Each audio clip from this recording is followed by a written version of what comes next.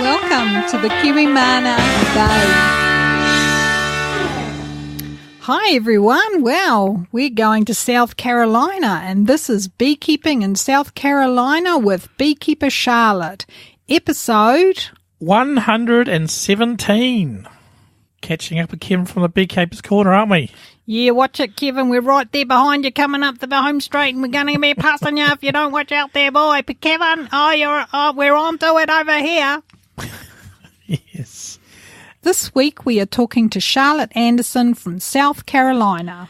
Yes, and we are Gary and Margaret. And we love honeybees, and we are Kiwi Mana. And we are beekeepers who live in the Waitakere Ranges on the wild west coast of Auckland in New Zealand. Yes, and KM117 is a place where the beekeeping community can share a conversation and connect. We also, as if that wasn't enough, build and sell beekeeping supplies. We teach beginner beekeepers and provide beekeeper services and advice. We also run the Bees Knees Facebook group. So that's awesome, guys, and yeah, thanks for coming. And thanks for joining us today. We know life is busy, and we appreciate you've taken the time to join us today. And thanks for being part of the KM117 Buzz. Yeah. This podcast was made possible thanks to our patrons. Especially this month, we would like to thank Malcolm Sanford. Yes, Malcolm has been supporting the KM117 Buzz since October, since last month. And check out Malcolm's amazing newsletter called Appy Information Resource News. It has a link there in the show notes. And the show notes are going to be kiwi.bz/Charlotte. Thanks for your support, Malcolm, and thanks for your support, all our patrons. Thank you, guys. It's awesome. And moving on. And this interview was recorded in October 2017. And Charlotte Anderson is the first female master beekeeper from South Carolina. She's also a blogger and teacher. In 2012, she was named Beekeeper of the Year in South Carolina. We talked to her about how she keeps bees successfully in the hot climate of South Carolina. So, Charlotte, do you get stung much? That always is the first question that people ask. And my answer is no. I do not get stung a lot because I've been keeping bees for over 10 years. And I've learned when it is time to smoke a little more, to give them a little more smoke, or or if they're in the weather conditions are bad, that it's not a good day to go in the bees.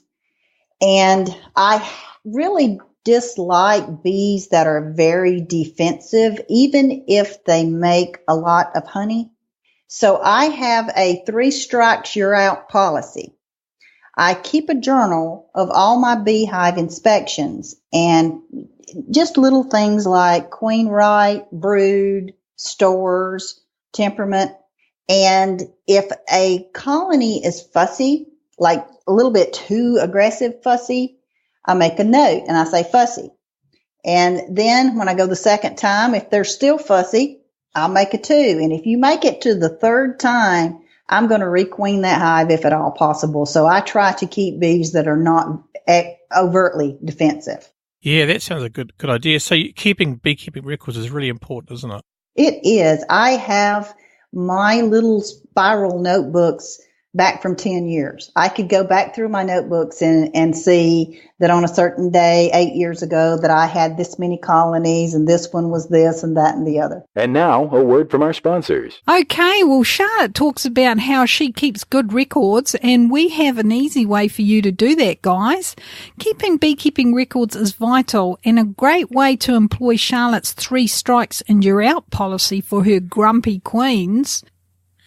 At KM117, we use a web-based tool called HiveTracks to keep our beekeeping records, and you can try HiveTracks free at kiwi.bz/HiveTracks. Yeah, that'll give you 2 weeks of using that system, and it's easy to put together, isn't it? It is, and it works on the smartphones as well. And you can put it on your computer at home. Absolutely. Now back to the show. Yeah, absolutely. What helps beekeepers become better beekeepers? Education, if there was some way that we could help, and that's what I have tried to do with my blog, at carolinahoneybees.com, that started out really as more of a journal of my beekeeping journey rather than an educational blog, and it has developed into that.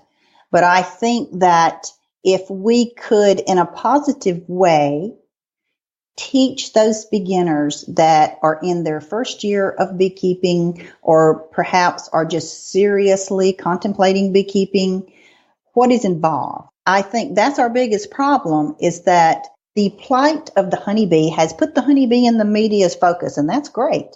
But it has, with all this attention, honestly, some people are getting into beekeeping that have no idea what they're getting into. And that's bad for the bees, because if they don't know how to take care of their bees as it fits into the location where they live, the bees are not likely to survive. And then the person gets a bad feeling. They get sad because their bees didn't do what they thought they should. And so they feel like they've wasted their effort and money. And it's bad for bees in the neighborhood, because if someone doesn't take care of their bees and they've got 10 hives of bees that all die and spread disease and pest. So I think not enough education in that first, say, 6 months prior to bees arriving through that first 12 months of being a beekeeper. I think that's the part that needs the most work. I agree. Yeah, if you can't put the time in to learn, I think you've really got to consider just planting flowers for them, eh? Absolutely. Everybody doesn't have to be a beekeeper to help bees. You can promote less pesticide use. You can plant flowers that bloom, especially during the times of year when natives are not blooming. And there's a lot of things that people can do to help bees without being a beekeeper. And I think almost anyone that really wants to can be a beekeeper. But, sometimes we have people that get started in bees and they think they're going to make a lot of money. Sorry, I didn't mean to laugh. Yeah. They think they're going to make a lot of money with not much effort. And that's just not true. It's not like a keg that you're just going to set it up there and go out there and fill your honey jar up. You have to put some effort into maintaining your bees because of all the changes that have taken place with new pests and disease coming even into the U.S. in the last 30 years. It has radically changed beekeeping here. This is not grandpa's beekeeping. No, especially with varroa mites, I guess. So that's where the biggest impact. Absolutely. And here in the South, we have small hive beetles. Yeah, luckily we don't have that yet, so that's good. Let's hope it stays that way, because those little boogers, that is a problem. Because what we see here is in midsummer in South Carolina and in much of the Southeast, it is common for it to be really hot and really dry. So this is a time when maybe if a honeybee colony has swarmed earlier, it needs to be able to either be requeened by the beekeeper or to successfully requeen itself. And if that doesn't happen, population can drop fairly quickly. Then this small hive beetle moves in. And I have seen them just devastate hives. I mean, maybe 10 at a time. Yeah, it's shocking. So it attacks weak hives, doesn't it? It does. A very strong hive can have hive beetles, but usually there is enough of a bee population to chase them and corner them and kind of keep them from laying their eggs and hatching the larva. Because just like a wax moth situation, it is the larva that does the damage, not the adults. Yeah, we have wax moths here. They're not much fun either, are they? No, they're not. But they're child's play compared to that hive beetle. Oh, okay. Yeah, I've heard that from many people, so I hope we never get it. I hope not. So you said you started 10 years ago. How did you get started in beekeeping then? What sort of inspired you to start? Well, I've always thought it was fascinating, and I don't know exactly why. I didn't have anyone in my family who was a beekeeper, so I didn't have anyone to get any practical experience from. But I was a little country girl, and I had a pony, and I stayed during the summer with my grandparents, and my granddad had 6 big vegetable gardens. So I've always been involved in outdoor things, and I was fond of the idea of being able to produce stuff for yourself. I wouldn't classify myself as a prepper or a survivalist, although I admire what they do. But I just thought it was really cool to be able to keep a wild insect in a box and get something profitable from it. And my husband's dad had been a beekeeper, and my husband hates bees. We've had every kind of animal on this farm, and he has never batted an eye. But he said, look, honey, I do not want a beehive here. Because, and the reason why is they were old school beekeepers that didn't wear protective gear and all this stuff. And when he was young, his dad made him help him and he got stung. So he was anti-bee. But his dad would harvest honey. When we first got married, his dad had a couple of hives. This was back very early 80s, before Varroa. And his dad would go out there and with his little smoker and harvest his honey. And when he got it into the little room where he didn't extract, he cut the comb out. And when he got into that little room where he did that, he would call me because I was afraid of getting stung too. And he'd say, Charlotte, I've got the honey off. You can come see. So I would go over there, and I can still remember what that room smelled like, that delicious, fresh honey aroma. That was my experience, my love, my first time of tasting fresh honeycomb just right out of the colony. But because he was an old school beekeeper, when Varroa mite came on the scene in the mid and late 80s, his colonies died, beekeeping changed, and he didn't. So, and he was an older guy, so he didn't continue as a beekeeper. However, he was the one that gave me that first personal look inside the hive and the joy of tasting fresh honey. Yeah, nothing better than fresh honey, is there? No, and I never really liked honey. Oh, really? I just thought it was fascinating. I just loved the idea of the bees. But now that I understand all the hard work that goes into it by the bees and the beekeeper, I have a greater appreciation for honey now. Yeah, exactly. Yeah, it's sad that a lot of beekeepers did disappear after Varroa mites, eh? They did. And because we hear rumors that possibly we're seeing some resistance to Varroa, and maybe, I'm not convinced yet, but I hope they're right. But when that first hit, it decimated so many bees and all the feral colonies and just about. And so it was really hard here. And there were a lot of beekeepers in his position that finished, but he wasn't a bee lover. He was looking at it as a garden. He was doing it because he wanted honey. Yeah, and yeah. He appreciated the bees, but he wasn't doing it for the bee. He was just like we might plant a field of corn to harvest the corn. So he moved on to other things, and that was okay. But the influx of Varroa did cause a big change in beekeeping in the Southeast and across the country, I'm sure. So you touched on there about resistance. Do you mean resistance to treatments? Both.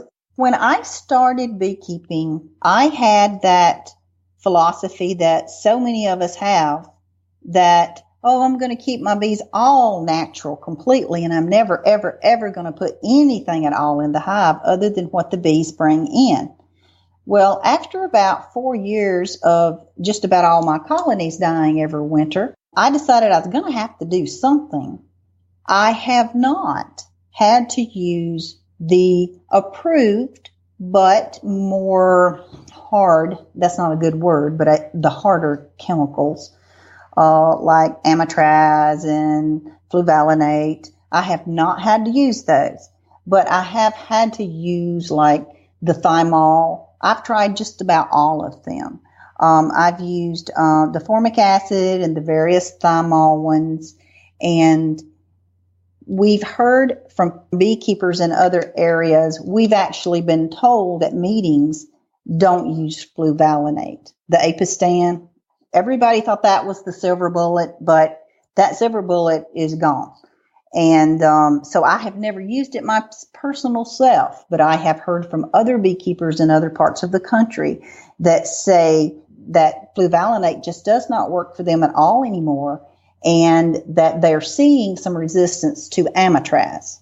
Yeah, we're having a similar thing here. That's why we moved to oxalic acid.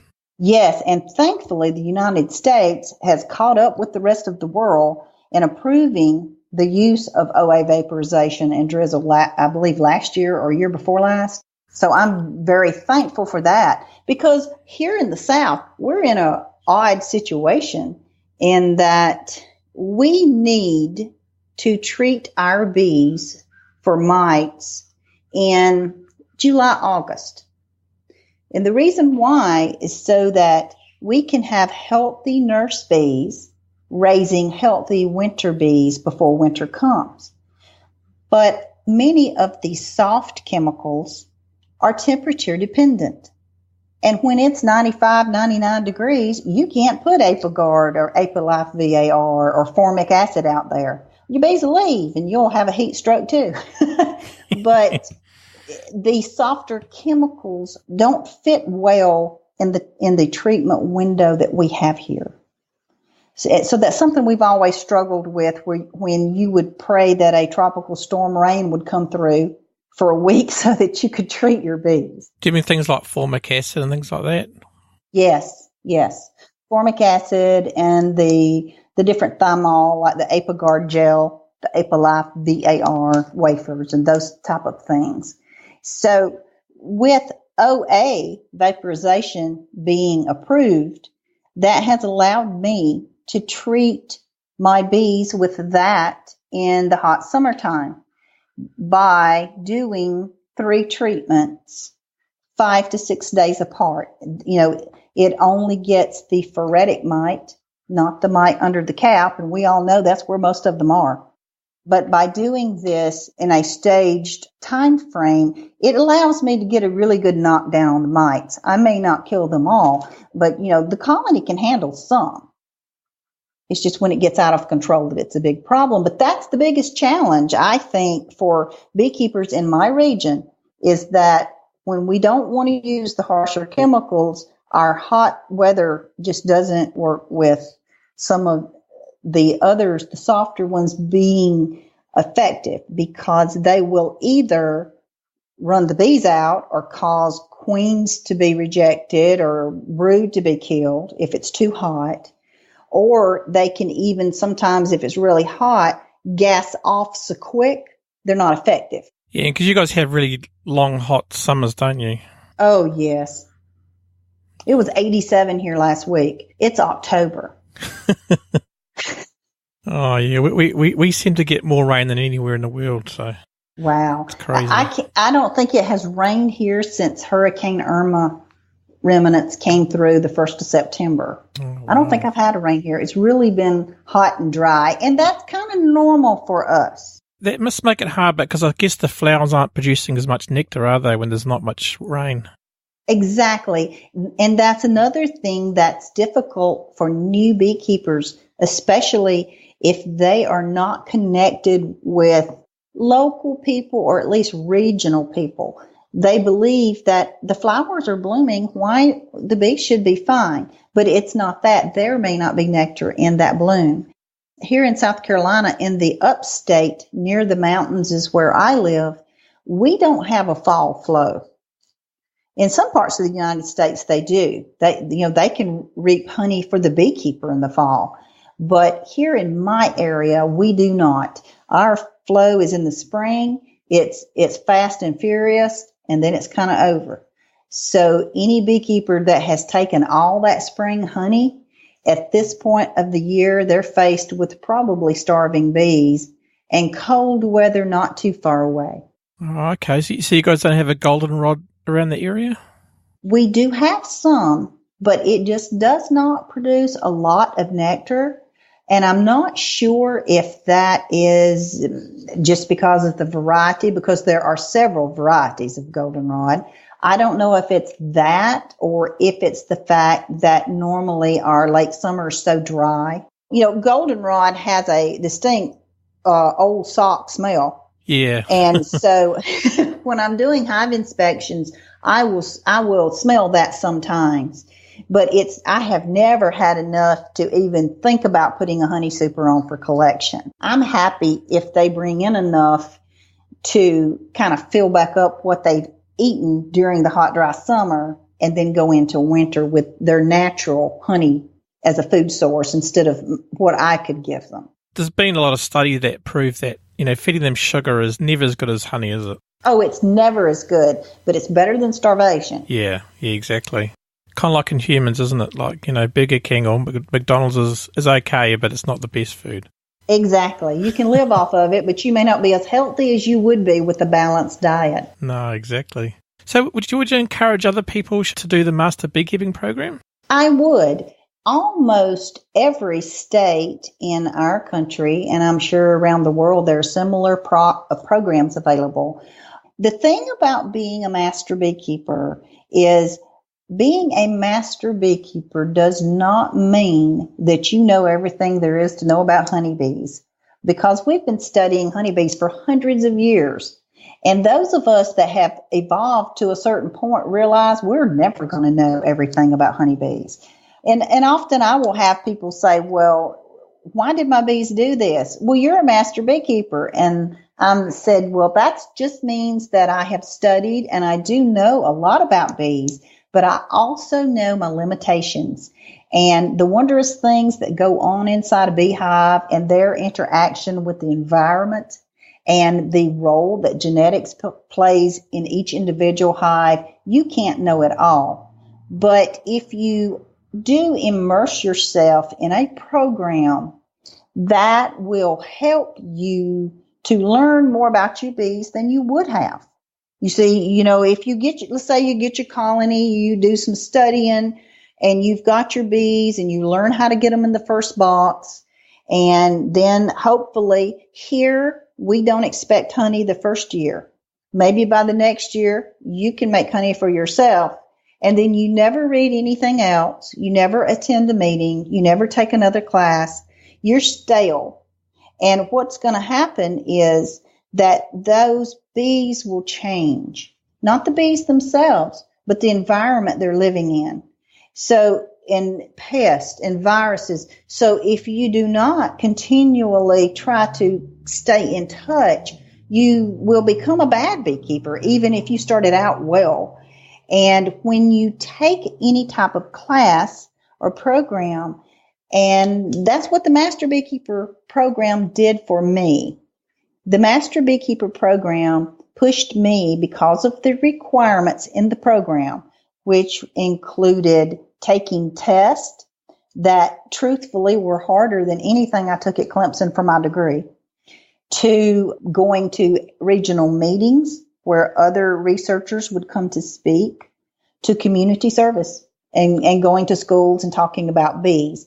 Those things forced me to learn some things that I wouldn't have if I had not had a syllabus or a course outline that said, if you want to do this, you've got to do these things. So it does encourage you to learn things that you might not need to know, but then one day something's going to happen in the hive and you're going to say, oh, I know why that happened. It's because of this. I found it very beneficial. Yeah, no, that's absolutely. And congratulations on being the first one. Oh, well, thank you. We've had a couple of more ladies that have become a master beekeeper since then. So I'm real thrilled with that. And one of them is a girl that I studied with. We studied for our major test together. So I'm so glad that I'm not the only one anymore, but I'm still proud to be the first one. Exactly. And don't tell us a bit about your online course you've got. You've got an online course, haven't you, about beekeeping? I do. I have an online, well, I also have an ebook. I have an ebook that I wrote, and the course then is videos. The ebook is available for download, and it gives detailed instructions about getting through that first year of beekeeping, but not so detailed that it cannot apply to bees in general. It's not just about the Southeast. But my online course I'm very excited about because I have been teaching beekeepers since almost the beginning. Because I already had an education degree from Clemson, when not maybe the year after or the next year of my beekeeping journey, I started helping at the local beekeeping association teaching beginners. So I've been doing that just almost from the beginning. And what I've seen over the years is that beginning beekeepers tend to make the same mistakes. Even if it was 5 years ago or 4 years ago or 2 years ago, I know what is most likely going to be the mistake that beginning beekeeper is going to make. Not because they don't care or they're not smart enough. It's because they don't know. There's something about that particular problem that they won't understand. And it can be as simple as what we have talked about. The flowers may be blooming, but there's nothing in them. A novice may not know that. I've got hours of video that go in depth about all the key things that you need to do for beekeeping, no matter where you live. And the problems that come up, where I'll say, well, queens, let's say queens, a lot of times a new beekeeper doesn't understand that if you have a colony swarm in the spring, you need to go in there 2 or 3 weeks later and make sure that they have successfully requeened themselves. They may read and say, if the colony swarms, the colony will requeen itself. Then that's true. But that queen bee may get ate by a bird before she gets back.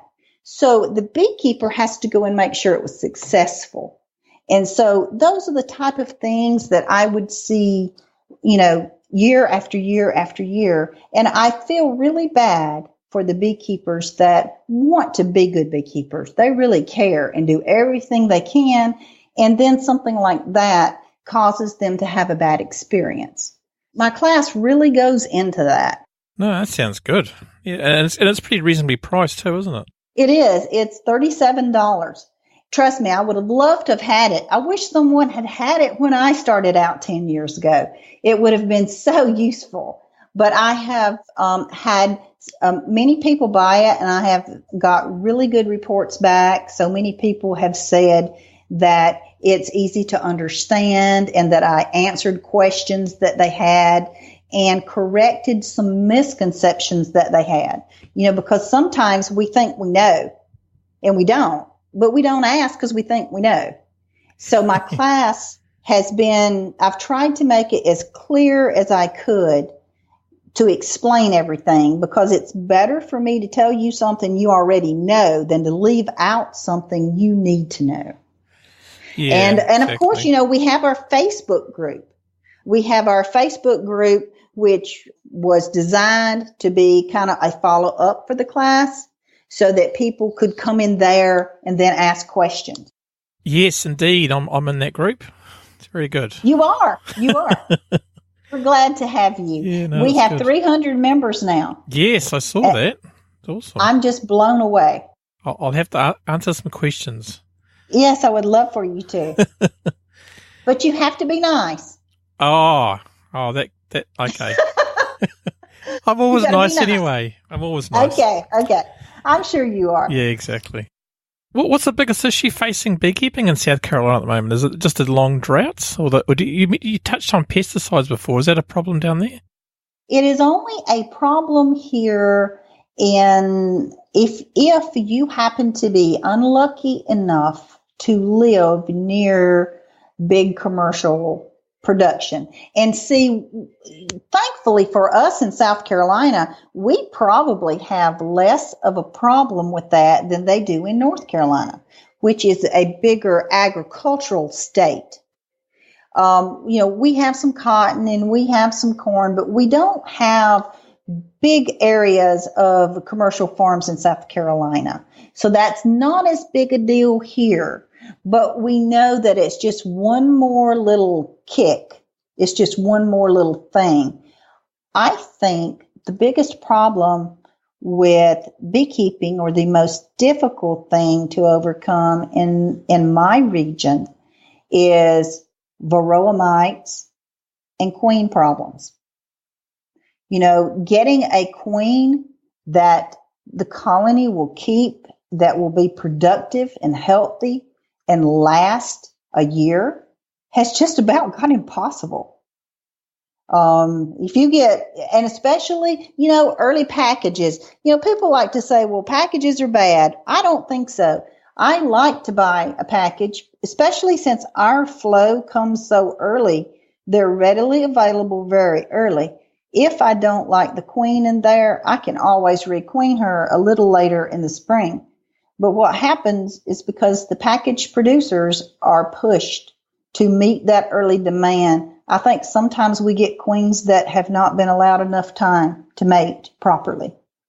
Yeah, I think we have the problem here as well. I think they don't have enough drones around to mate them properly. Exactly. It may be too early. Yeah, and they last like a year to 6 months maybe. Absolutely. And it's not unusual to have them last 3 or 4 months here too sometimes. You really do have to watch it. Even if the queen may still be a viable producer, her pheromone level or her leg laying may drop enough that the colony wants to replace her and supersede. Which is okay with me after the flow, as long as they're successful doing it. That's not a bad thing, because if I've got a lot of bees to work the honey, then they can requeen. It's later in the year. There's more drones. I may end up with a better queen than I had. Yeah, and as you say, if it flows over, it's not a big issue with the population decrease, is it? Right, as long as you check to make sure they're successful. And then here it's July and 97 degrees, and people want to go to the lake, and they really don't want to put on their bee suit and get in the bee yard.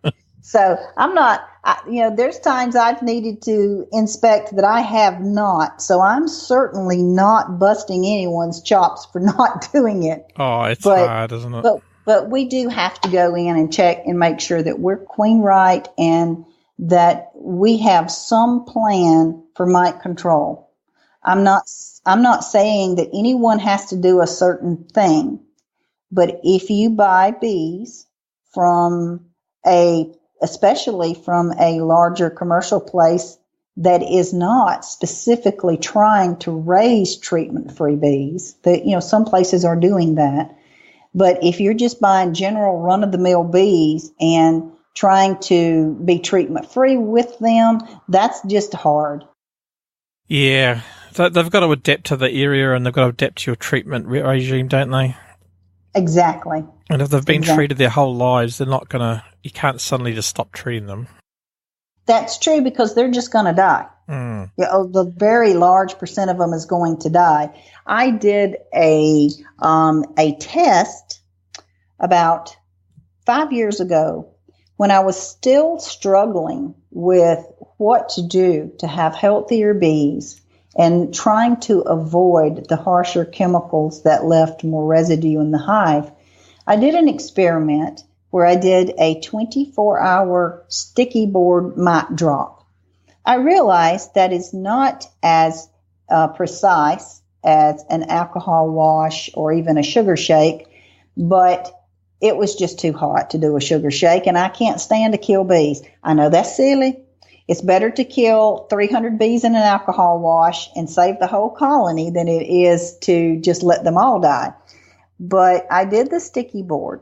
And another thing that's happened with us is that how many mites are too many? We hear 2 or 3%.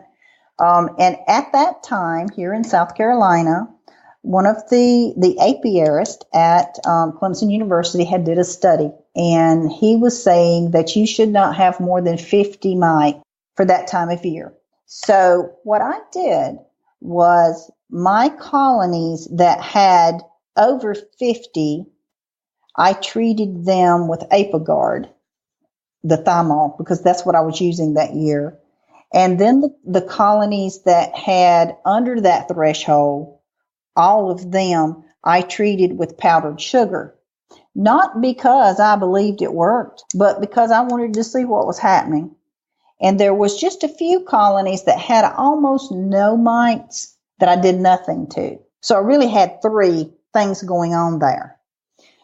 All the colonies that I did not put the thymol on were dead by January, even though they were under the treatment threshold. 50 seems a lot, but Yeah, they've changed that now. That was probably 8 years ago. And it seems that as time has went on, the acceptable level of mite infestation has dropped. Yeah, we're experiencing the same thing here. And researchers here are now saying that it takes less mites to wipe out a hive than it used to because they're stronger. Exactly. That's exactly what's happened here. And I also suspect they may be more virus laden. Yeah, absolutely. Because, it's just like catching the flu. You can be in a room with 50 people and 2 of them have the flu and they're not close to you, or you can be in the room with 2 people and both have the flu and you may get it. Yeah, exactly. And you've got like a little creature running around with a dirty needle, injecting people all the time. So it's spreading the viruses around quickly. It is. Yeah, absolutely. Open feeding seems really popular in America. Does that increase the risk of American foulbrood, in your opinion? I don't think it does greatly in my area. Some areas of the country, I know that foul brood is more prevalent than others. We do have a couple of cases of it in South Carolina that are reported each year, but I would think maybe under 10. Wow. So foul brood is, it is the biggie because it's so serious. It's the big monster in the closet that we do worry about. But it is not as prevalent here as it is in some of the other regions of the country. And the worst thing about open feeding, I do some of that here. I don't do a lot of it. I try not to do it, but sometimes, you get busy with things and the bees might need something, but you're not sure. And like I said, it's hot and you don't want to put your bee suit on. So if you can do some open feeding well away from the colonies so as to not incite robbing, I believe that's better than having the little jar feeders on the front of the colonies with sugar water. And not everybody has one. And, I think that's worse than having open feeding well away from the apiary. Absolutely. I'd recommend people have a top feeder, or you can get those jars and they invert them on the top of the hive mat, or what do you guys call them? The crown board or the inner cover? Inner cover. Yeah, have it on top of there, because then you're not going to get that robbing situation, are you? They do, and it's hard to stop. Oh, those front feeders are just terrible for that. They are, and they come in every beekeeping kit you see for sale. Yeah, you should throw that away. Yeah, don't do that. Just no. And so I tell my students, because, sometimes on my website, I'll get comments. I've got a blog that I post regularly. I try to post free articles that I think will help people, that people will enjoy. And I will get comments about that. And I'd say, listen, the best thing you can do with that front feeder is to take it and discard it or invert it on your inner cover with a few more jars just like it and put a deep around them so that you can put the telescope and top on. Feed internally. Don't hang sugar water on the front of your colony. Nah, crazy. I think there's a yeah, exactly. There's a time when if there's a massive flow on, you might get away with it, but you just don't know, do you? When you're beginning. You just don't know. Exactly.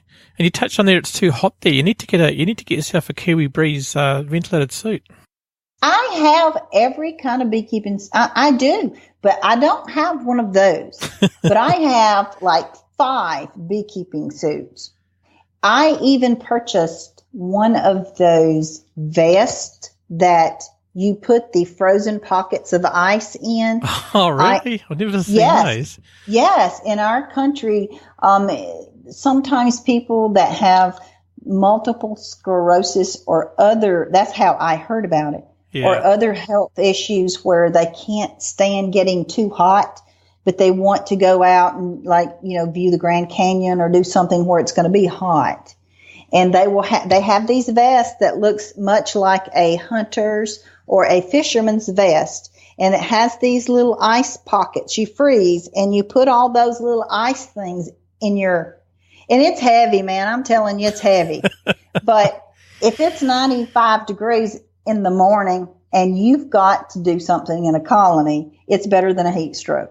Yeah, but you'll get hypothermia, won't you? Yeah, no, it's too cold. Me, no. Every other part of you is so hot that no, you're not going to hurt yourself by wearing that here in June and July. Oh, I tell you, I find those ventilated suits are awesome because if there's a slight breeze, it just yes. cools you down so much. This is true. I really love mine. I do. But I like the cotton suit too. I do wear my beekeeping gear. I tell my students, I don't like to get stung. I love bees, and there are many fascinating aspects of beekeeping that I enjoy, but getting stung and injected with venom is not one of them. And I am not too proud to say it, that I do what I can to avoid getting stung. I accept it as part of the journey, but I do what I can to avoid it. Yeah, absolutely, especially on the face. Oh, yes, and the finger. Oh, yeah. I don't like getting stung on my finger. That seems to hurt worse. Yeah, and actually getting stung in your eye actually is quite dangerous. You can actually get blind from it. So I think everyone should at least wear a veil. Absolutely. You will never see me on a video in the bee yard without a veil on. No. It won't happen because, one, I'm not going to do that. I'm not going to risk my eyesight. And two, I think it sets a bad precedent. I don't want my students to see that and then say, oh, well, she doesn't wear a veil. It's hot. I'm not going to wear one either. And then maybe their bees are more aggressive or the weather's bad or whatever. It could put them in a dangerous situation. Oh, absolutely. You see these videos of people on YouTube without a veil and stuff, and you can see they're getting stung. Yeah. And I think, well, why do that? And because people see that and go, oh, I don't need a veil either. I go, okay. And then 3 minutes later, they need one. I don't understand that either. And I hate to say it, but hey, let's admit it. It's usually men. Okay. Yeah, it's usually y'all guys who don't want to wear a veil. But, and I guess maybe that may simply be because us ladies have longer hair for the most part, and we don't want to be in our hair, because that is not a good feeling. Trust me, to have a bee in your hair. I tell everyone, please wear your veil. Be safe. I love my bees, but being a beekeeper, it's really not worth losing your eyesight over, and it can happen. So a veil is a must. Absolutely, and it's swarming season here at the moment, and no swarm is worth dying for. No, and I got really here. Sometimes they use the term "lit up," which means you really got hit with a swarm. I got really stung by a swarm one time, but in their defense, I was trying to get them out of a 30-foot tall pine tree with a white bucket. Oh, okay. So a swarm is not aggressive, but if you threaten them, if they feel threatened, that doesn't mean they're not going to defend themselves. Oh, yeah, absolutely. Even with a swarm, you need a veil. Yes, especially if you drop the swarm on your head. Yeah, that wouldn't, I don't know if a veil would be enough. Well, I'll tell you another good hint too, is that even if it's hot and you're wearing a ventilated jacket and maybe those white, like we call them here scrubs, white cotton pants that you can get like they wear in a hospital. Sometimes I'll wear a ventilated jacket and those white scrubs.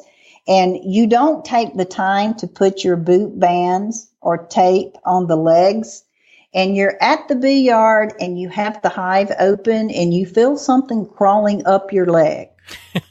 Pulling down those pants is not the best way to go. because you're just thinking, get the bee out of there. There's a bee in my leg. But then I'm thinking, oh my God, I'm standing here beside the hive with my pants at my knees. And it's a wonder I didn't get stung more, but I didn't. But we have all kinds of exciting things that happen in the bee yard. And I think almost everyone has a story of the first time that a bee got inside their veil. Yeah. But thankfully, that doesn't happen most of the time. And I think that with good sense, with training, and with the proper gear, you can really minimize how often you get stung being a beekeeper, especially if you only have a small number of hives. Yes, absolutely. Absolutely. So what's your funniest beekeeping story then? The funniest beekeeping story that I have was when I was about 2 years in. I was fairly new. And another lady who had a little more experience than me, she had been beekeeping for about 4 years. And there was this old house that was abandoned. No one had been living in it for a few years, and it was going to be torn down. And someone had seen it and saw that there was obviously a colony of bees in the siding of the house. Well, my friend, she had all the bees that she really wanted, but she said, hey, I will go down there with you if you want to, and we will take the siding off that house and we will harvest those bees. And I said, great, that's a good idea. Sounds easy. She and I, yeah, it did. She and I go down there, and she had done that type of thing before with her husband. So she had the crowbar and the tools that we needed to take the siding off the house.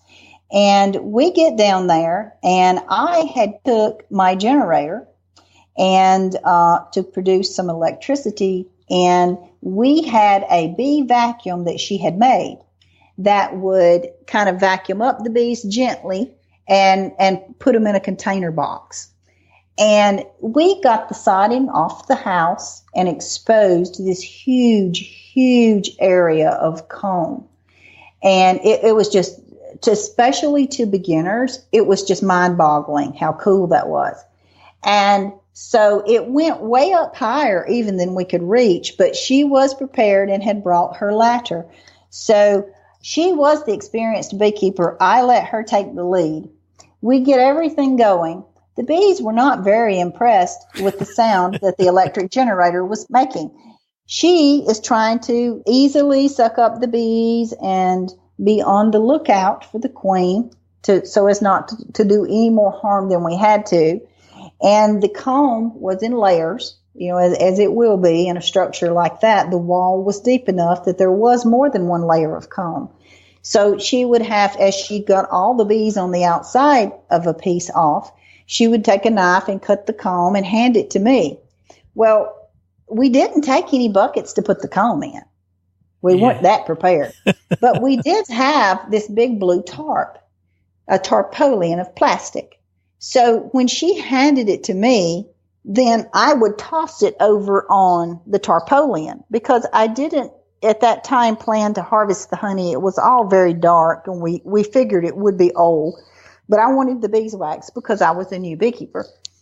So I'm throwing the beeswax over on the tarpaulin. She's on the ladder, and her bee suit legs ride up because she's reaching up. And bees are stinging her ankles. And she's yelling, they're stinging my ankles. And so I'm standing down there at her ankles swatting these bees. I mean, we could have made $1 million on YouTube with the video from this. So it took so long because we were inexperienced and slow that the generator started to run out of gas because it's very small. So I said, okay, I will drive down to the gas station, which was just maybe half a mile. It was very close. I swear some of those bees went to the gas station with me and came back. They were mad. Those bees got mad. And finally, we had done all we could do. And as we looked, we saw and discovered that there was actually 2 colonies in that wall. And we were exhausted. So we decided that we were just going to take what we had and go. As we tried to load that tarpaulin with that honey and comb on it, that thing was so heavy. And I told her, oh my gosh, I hope nobody's looking. It looks like a body. And it did. It looked like a human body in this blue tarp. It looked exactly like that she and I were trying to load up. Yeah. So that's my funniest thing, my funniest story. I would love to have had a video of she and I, because we looked like the amateurs that we were. And I apologize to the bees. We didn't know any better. But we agreed that we had enough of that location and that we didn't want to go back and get the other colony that was in the wall. So we told a couple of guys in our local beekeeping club they could have it. Well, so they go down there a couple of days later, and, the bees were all mad because we had then made everybody mad. And they said that when they got out of the truck, those bees met them and chased them down across a field. So now they said that they would never, ever, ever go get another swarm of bees that she and I told them about. It was crazy. Yeah. Oh, yeah. Because the thing is, they would have been defending their home, wouldn't they? So they'd be doubly angry. Yeah. Yes, they were defending their home, and we had been there with a crowbar and a generator and just caused all kinds of havoc just, 24 to 48 hours before the other beekeepers showed up. Yeah. So we laughed about it more than we probably should have, including the part about the guys getting chased down across the field. Yeah. Oh, that's fantastic. That's fantastic. I mean, what is beekeeping without beekeeping friends to send you to do things like that? Yes, you've got to have adventures, don't you? You've got to have adventures. You do. So what's the plans for next season then? You know how we beekeepers are. We're always thinking about next year. Next year we're going to be a better beekeeper. Next year we're going to have more colonies. Next year we're going to make more honey. Yeah. Next year. And then the weather happens. Yes, and then the weather happens and just laughs at all your plans. I hope to maintain colonies here at home. I don't have out yards. I try to run 10 or fewer hives now because it is just too hot here. The year I had 25, I seriously almost died. It's just too hot, and I'm not 21 anymore. So I intend to continue with my a smaller number of colonies that I can enjoy and manage and continue to learn from. I would like the opportunity possibly to try some of the other hive styles. I have Langstroth 10 frames, but I have thought about trying possibly top bar or worry hive or something different just to see how the bees do differently in them. And I'm going to continue to work on my website, carolinahoneybees.com, and work on more classes. And because I really think there's a need there. There is a lot of generic beekeeping beekeeping classes out there that just kind of tell you about how wonderful bees are, but don't prepare you for the challenges that you're going to face. And there's a lot that say you have to do it this way, and you don't. There are many ways to be successful keeping bees, and you can make it work for you, what your abilities are, your schedule, your location. Now, you can't change your climate, so you have to, there's some rules that you're going to have to follow, but almost anyone can be a beekeeper almost anywhere if they prepare themselves before the bees arrive and then continue to stay in the community and learning enough to be ready to meet challenges that may come up in the future. Yes, absolutely. And I do love your blog. It's awesome. It's got some really good articles in there. Thank you. I think I think I first discovered you on Pinterest, actually. Wow. Yes, I have a presence on Pinterest. I'm doing some videos on YouTube. Videos have been something that I've just, really started looking at in the last 6 months or year. I've been really busy putting a lot of effort into my beekeeping class because, as we said at the beginning, I think that's the greatest need right now. And I feel that it is very worthwhile for someone to take my class. I mean, it's under $50. Take my class and get a really good feeling of what beekeeping is before you spend hundreds of dollars on bees. Yeah. Most people who take the class do go on to get bees. And some of them are very successful. But once in a while, you'll have someone that says, hey, I really, I do want to do this, but maybe right now is not the time. Maybe I need to wait a year or two until the kids are older, or I'm retired, or I have a little more money. Sometimes it doesn't mean you shouldn't do it, but maybe now is not the very best time. Yeah. Oh, no, that's awesome. And get, people need to get, as you say, keep learning. Get involved in your Facebook group. Listen to amazing podcasts. All these things, they help. So it's good. Absolutely. And so the best way to get for people to stay in touch, Charlotte, is to go to Carolina Honeybees. CarolinaHoneybees.com will bring you to my website. And in the menu bar, you will see a link to my blog where I've got, over 75 articles that I've written on honeybees. And that's all stuff that I've done. It's not articles that have been purchased and redone. It's all my words based on my experiences and needs that I have seen that people need to know. And then, of course, we have our beginners group on Facebook, and there are links on my website to my book, my class, and all of my social media channels such as Pinterest and Facebook, and then my videos on YouTube. That I like to do, my videos are not really polished. They're real. And when I go to the bee yard, sometimes I will throw my camera in the toolbox just in case. And if I get up there and I see something happening that I think could really benefit my students and my blog readers, then I'll just set the camera up and show, and I think that's just very valuable. Yeah, no, that's great. I mean, and your personality really comes through in those videos. It's really awesome. Thank you. I'm me. It's all I can be. Yeah, exactly. Everyone else is taken, aren't they? I have to be me.